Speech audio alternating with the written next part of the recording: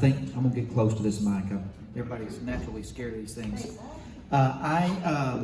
Most of y'all I have met before. I see a few new faces in here, but I represent Lindale, Hideaway, Overton, Ark, Troop, Winona, part of Smith County, and then I go all the way up to 5 counties in the north: Mount Pleasant, Pittsburgh, Daingerfield, Mineola, Emory.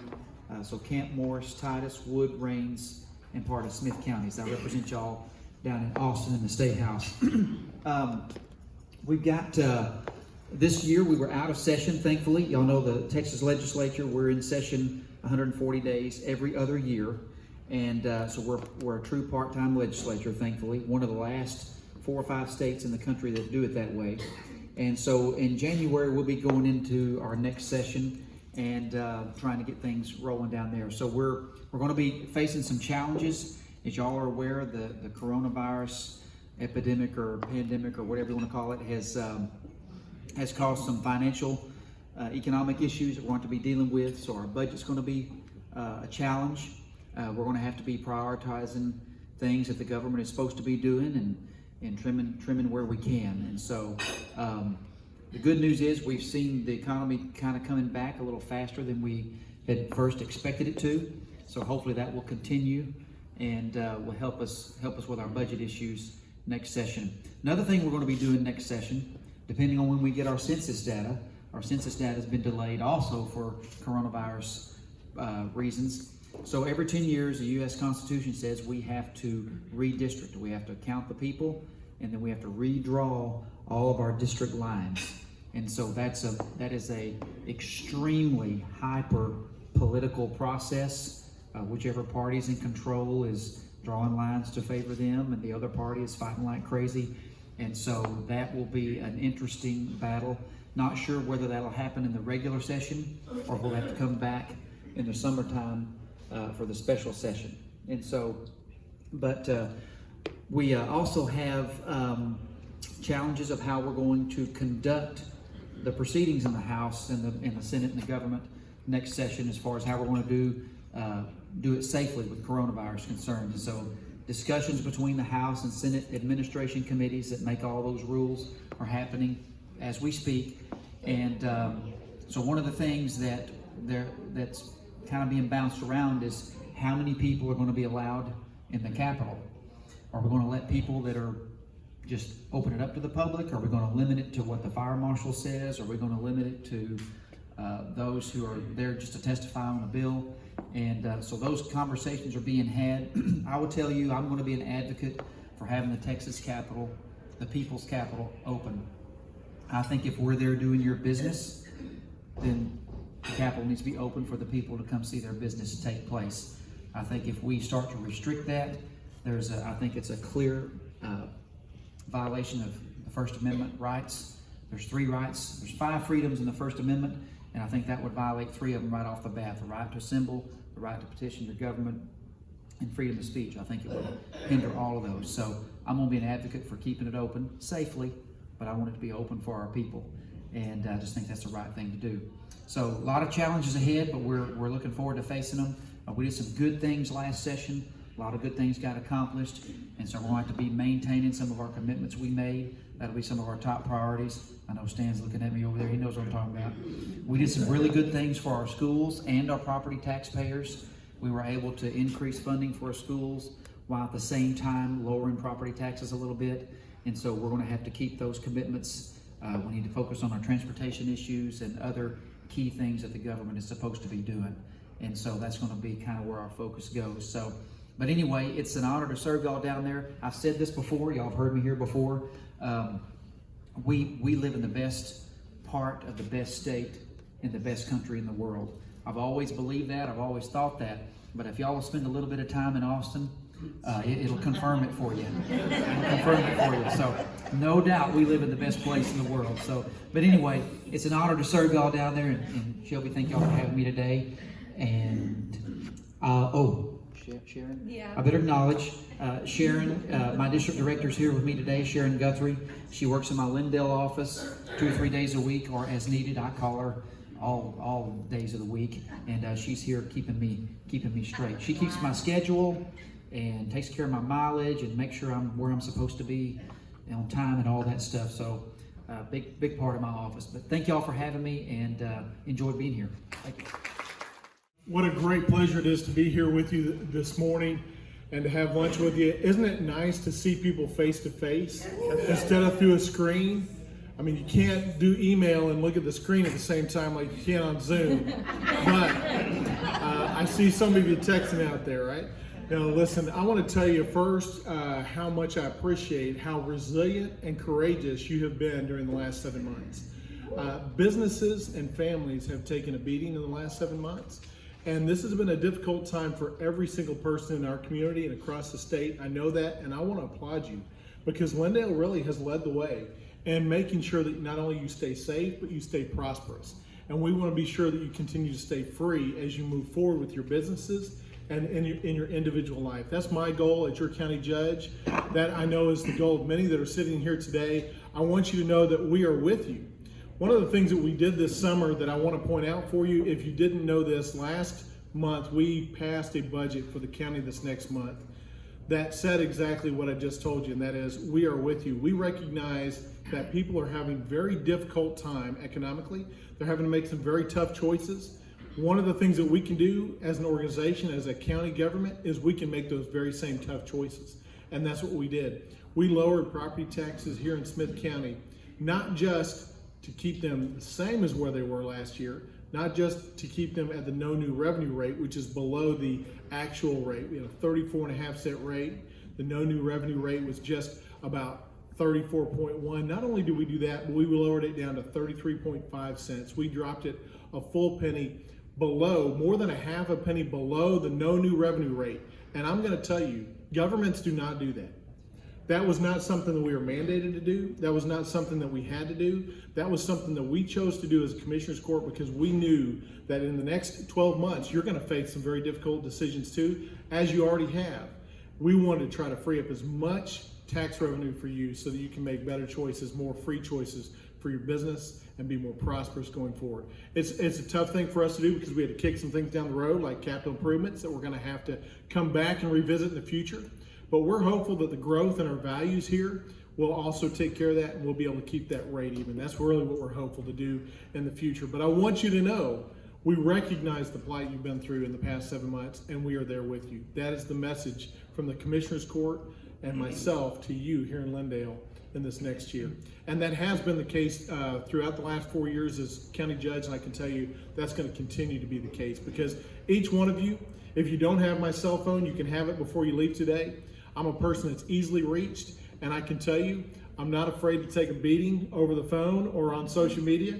If you've watched social media in the last 7 months, you know that we have taken a lot of comments both ways, but that is the burden of leadership, right? I mean, that's what we're called to do. In our families, in our businesses, in organizations, we got to make tough calls when the times get tough, and that's what we've tried to do for you in the last 7 months. And I want you to know that you've been at the forefront of our minds.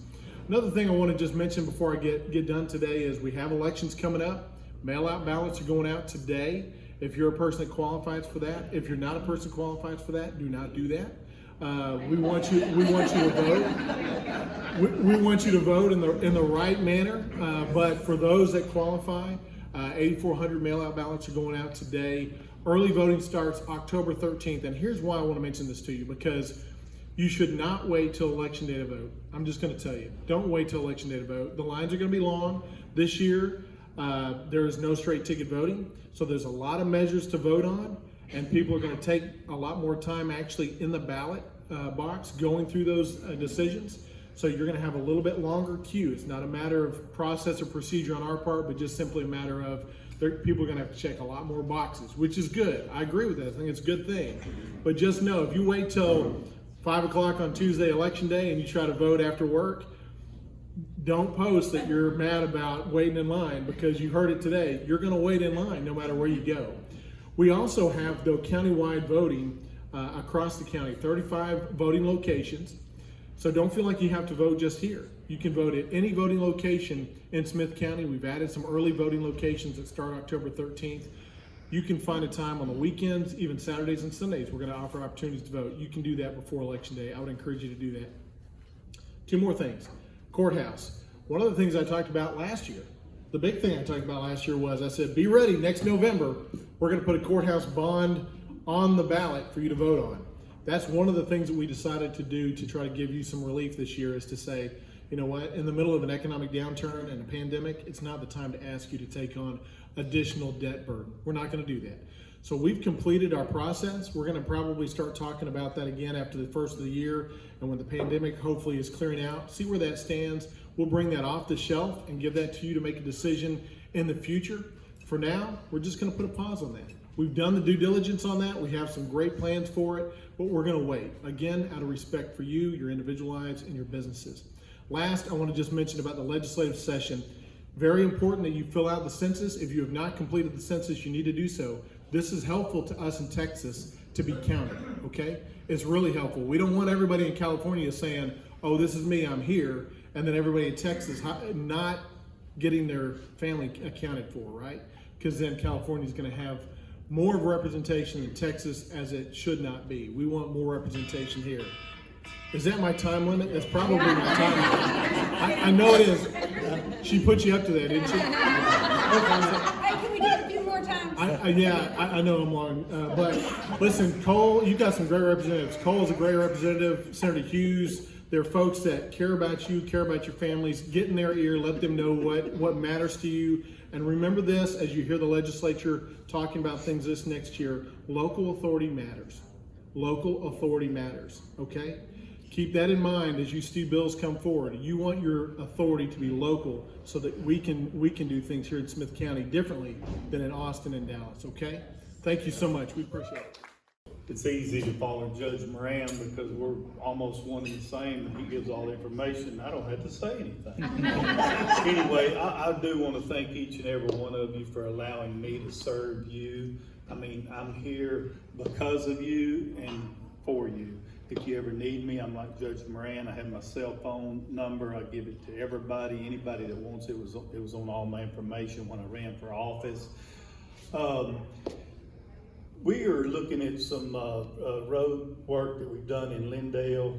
I'll touch on that a little bit. The Wood Springs project. I know last year I stood here this time and told y'all that, you know, we were looking to finish it by now and it'd be through by the school. But as Mike stated, the rain and all the issues that face us there came up and we were not able to do it. We're working on it now and it's supposedly going to be spring. We're working fast and furious on that. We're just now getting the utilities moved. I mean, we've waited on TXU for like 8 or 9 months. We've got some improvements. We're making the Jim Hogg Road out there on 69 and the interstate there that's going to tie into that whole corridor thing that's going to help us. So we're looking forward to that. We did some other improvements. Let me see, I got my note. I wanted to tell you what they were here. On Woodlands Drive, we did that, overlaid that, several roads in the neighborhood there. And in County Road 433, 475, County Road 463, and 472 as well. I haven't ever looked forward to a conference, but we'll have a conference next week, and I'm just glad I'm gonna be able to go. The state, thank you, Cole Hefner. The state sent me a letter, your friends there, and said I have failed to meet my requirements with a continuing education and due to COVID, and I've never really liked a conference, but I'm really looking forward to it this time so I can get around people. So thank you all. I'll give you those thanks right now. But I ditto the judge, you know, I touched on the taxes and all those things, but you know, I think on our local level where you can reach out to me, the things that affect you and touch you the most is probably the taxes, like you said, glad we could cut that a penny, law enforcement and roads, but some things that like law enforcement, the commissioners do. We were able to approve Constable Clinic getting a new canine. He obtained a new canine dog, and we approve things like that, do things. So that affects you directly in this area. But once again, if you need me, my cell phone call away, and I'm thanking you that you let me serve you. Thank you. Good afternoon. I had to check what time it was, see if it was morning or afternoon. I should know that. Well, I've met some of y'all. I haven't met as many of you as I like. I usually like to get here early to introduce myself to people I don't know. I was running a little late. If I haven't met you before, it's probably a good thing, though. I like to tell people the courthouse is kind of like the hospital. The only good reason to go to the hospital is to have a baby. The only good reason to go to the courthouse is for an adoption. And most of what we do at the courthouse is not adoptions. So if you haven't seen me professionally, it's probably to your benefit. Speaking of hospitals, the reason I was late, and if I had a dazed look when I came in, didn't shake your hand, it's because I got out of the hospital last night. I'm fine. My wife and my new son got to come home last night. Thank you. That's our third. We have 2 girls and now a boy. And all of you are wondering, yes, my wife gave me permission to come here today, despite getting home from the hospital last night. Because I'm a little tired, didn't sleep too much last night, I used my DNN Promotions little notepad here to write down my thoughts. First of all, the people that came before me, I think y'all know, but we are so privileged to have these elected officials here representing Smith County. Starting with Representative Hefner, he came out very quickly when they were talking about the session, saying he was going to fight to keep the courthouse or the Capitol open in session. And I hope y'all realize how important that is. There are many representatives who would love to have a closed Capitol so you don't see what the bill looks like until it's done. And because there are citizens there, I've been down there every session to watch the bills that are going through and talk to the representatives and say, I see what you're doing there. And sure enough, when you call them on it, the bill gets changed. And Representative Hefner is happy to have that open process because he serves his people very well. As far as the COVID challenges for the county, Judge Moran and Commissioner Phillips and the rest of the Commissioners Court have done really, I think, a fantastic job in what are very difficult circumstances. As far as what I have been doing as district attorney, we haven't been very busy. That's a lie. You might have seen there were some protests around the country. I, again, am thankful to be here in Smith County, where we understand that our law enforcement officers have been doing a great job for us, keeping us safe here. And I think overwhelmingly we have support for law enforcement in Smith County. Happy to see that continue. With COVID, you may or may not have heard, if you're watching the news, the Supreme Court of Texas shut down our jury trials back in April, and they're telling us we can start again in December. Now, interesting enough, nobody really knew they had the authority to do that. The Supreme Court could tell the district judges elected here locally not to go to trial, but they did. No one's really sure if they can do that or not, but because trials have stopped, you might imagine we're going to have quite the backlog when we start again. We try several cases every week in Smith County, and it's now been 6 months without any trials.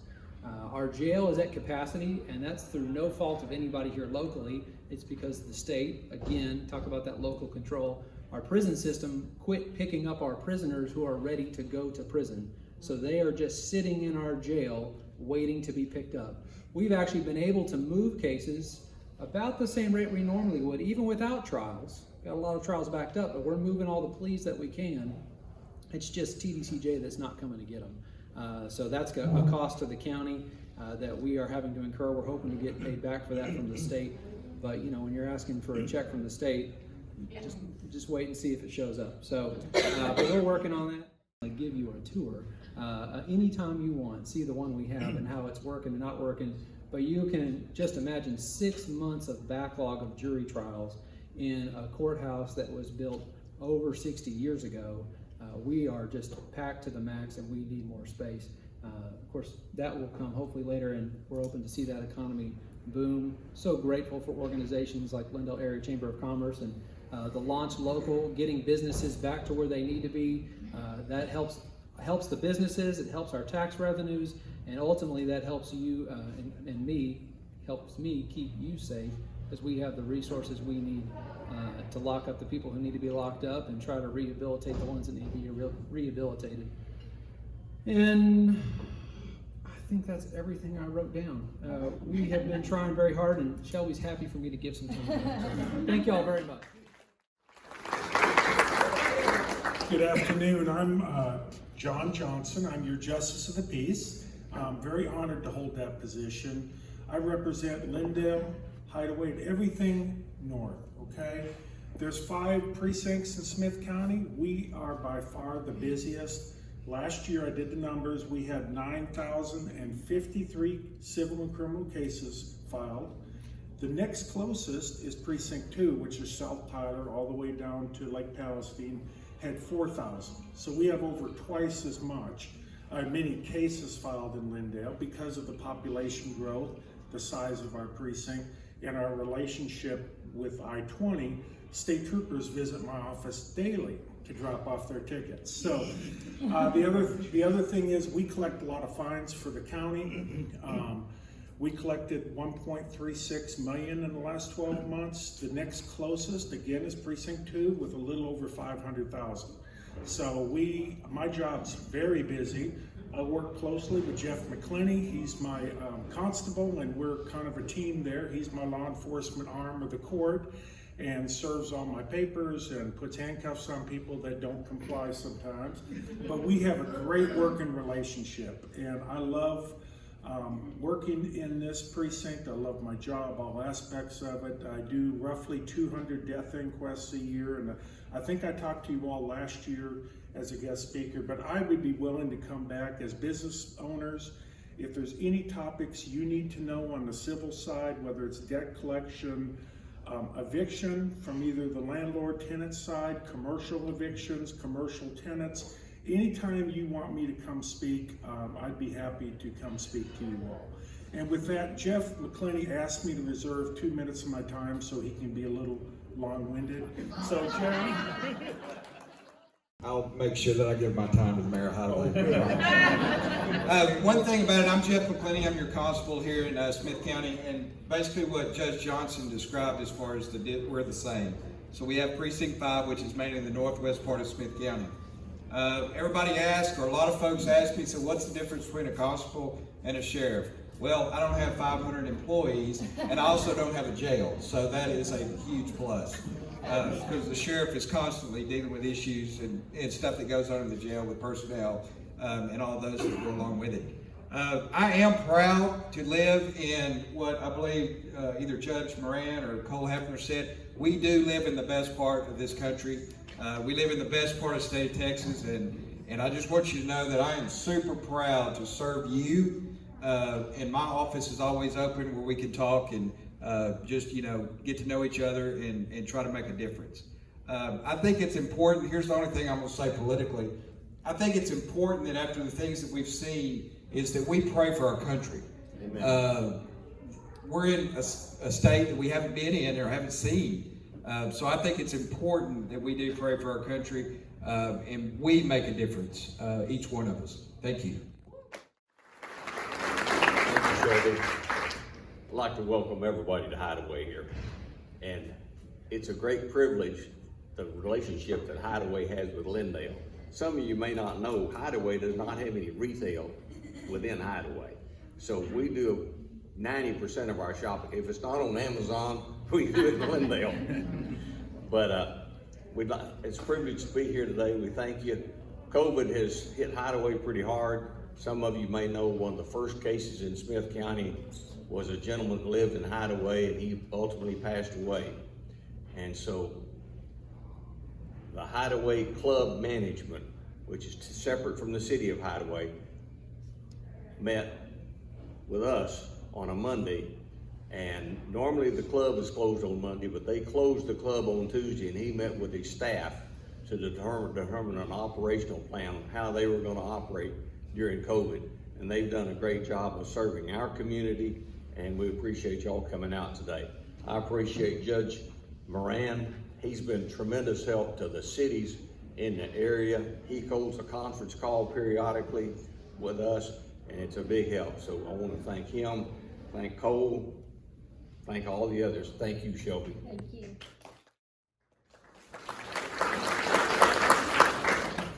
23 years ago when we moved here, my wife and I made a commitment that we're going to live, work, and sleep in the community that our kids are going to school to. It was the best decision we had made in 23 years. And we moved around a lot with Target, and to be able to live in this community is a blessing.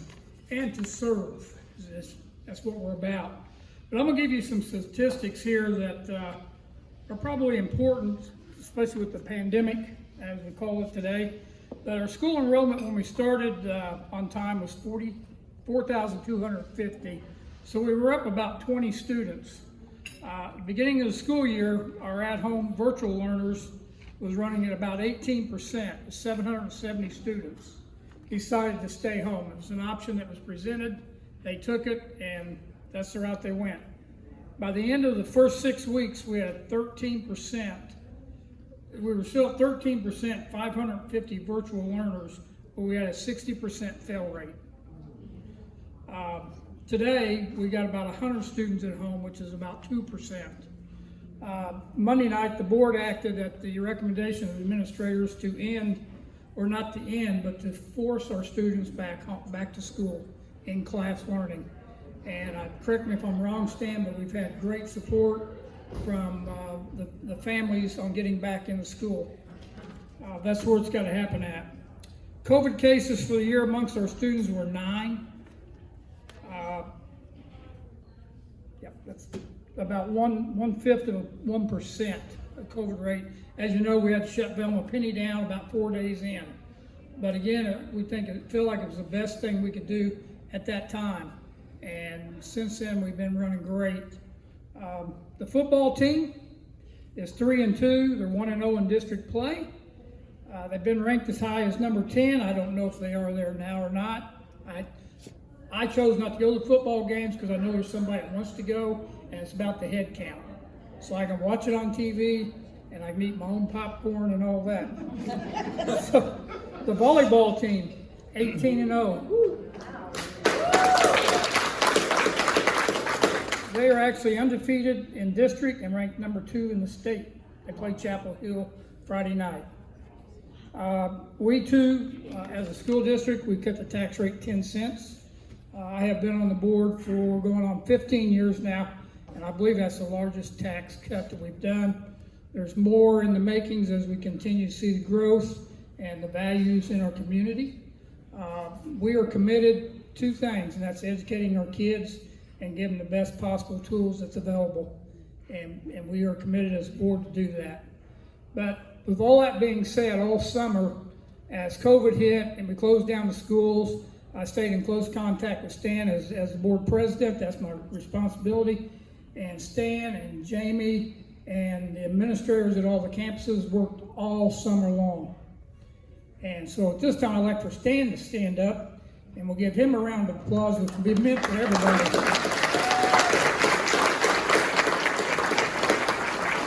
I had to make sure Stan was going to be here because that was part of my game plan.